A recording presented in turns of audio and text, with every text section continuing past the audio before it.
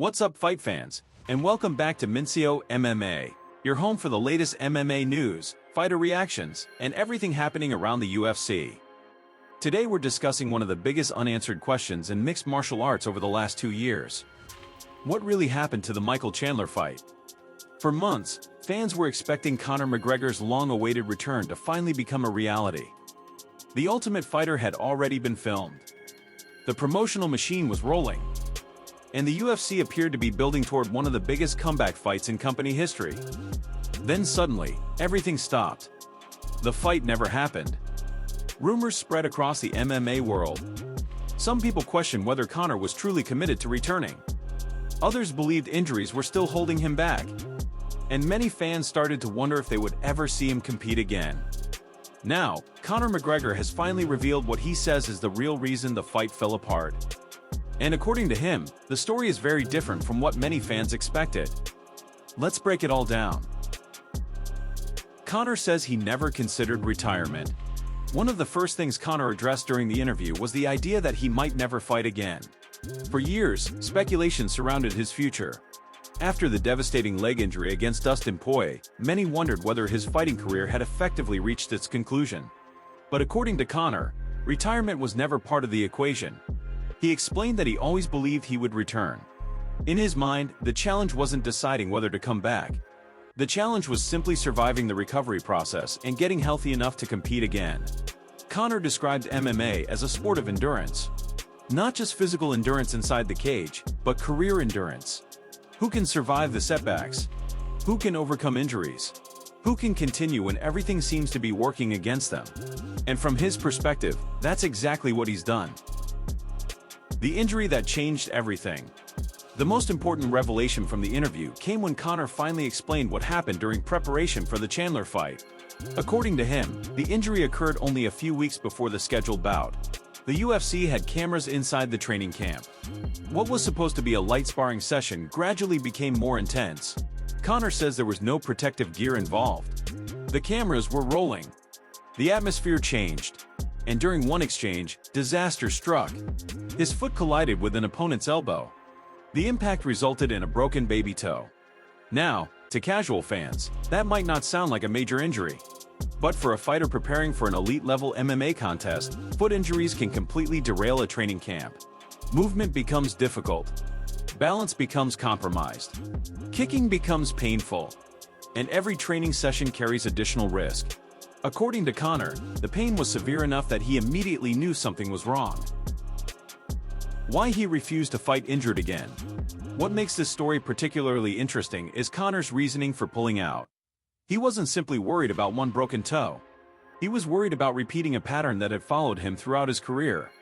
During the interview, Conor explained that many techniques and weapons he developed over the years never actually made it into competition. Not because they weren't effective, but because injuries constantly forced him to abandon them. He described a cycle where he would develop a specific movement or attack in training, suffer an injury, and then be forced to put that weapon aside and move on to something else. Over time, that pattern became exhausting. By the time the Chandler fight approached, he had reached a breaking point. Instead of entering another fight compromised, he decided to stop. It wasn't an easy decision. He knew fans would be disappointed. He knew critics would attack him. But he felt he couldn't justify entering another fight while damaged.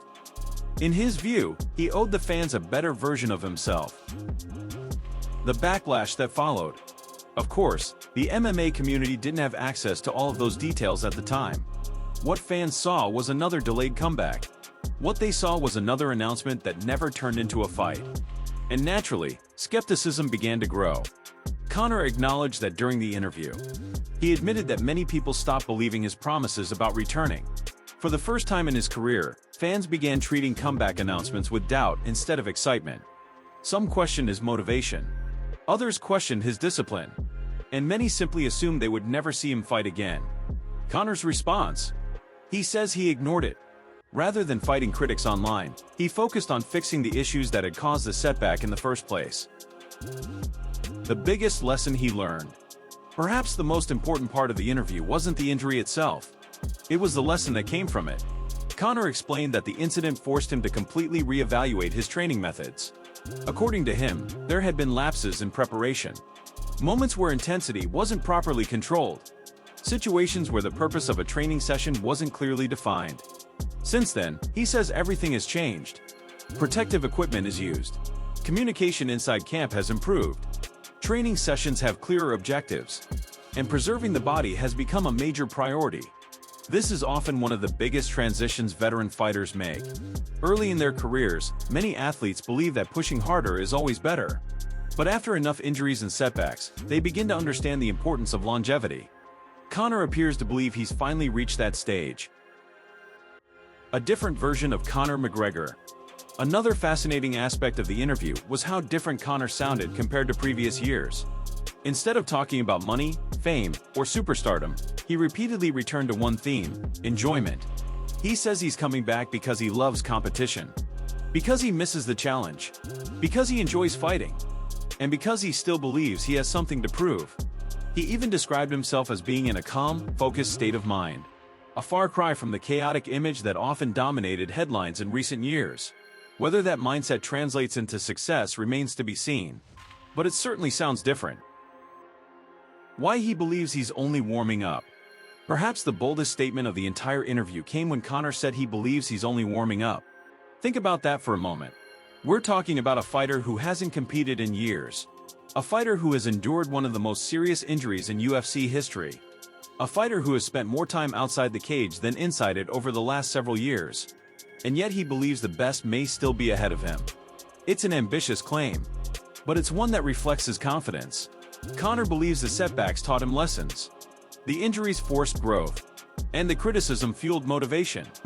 Now he wants the opportunity to prove it. Not through interviews, not through social media, but inside the octagon. For years, the Michael Chandler fight became one of the biggest mysteries in MMA. Fans speculated endlessly about what really happened. Now, Conor McGregor has finally shared his side of the story. A training injury, a broken toe, a decision to stop fighting while compromised, and a complete rethinking of how he approaches preparation. Whether you agree with his reasoning or not, one thing is clear. Conor believes he's returning as a different fighter than the one we last saw. And after 5 years away from competition, the pressure has never been higher.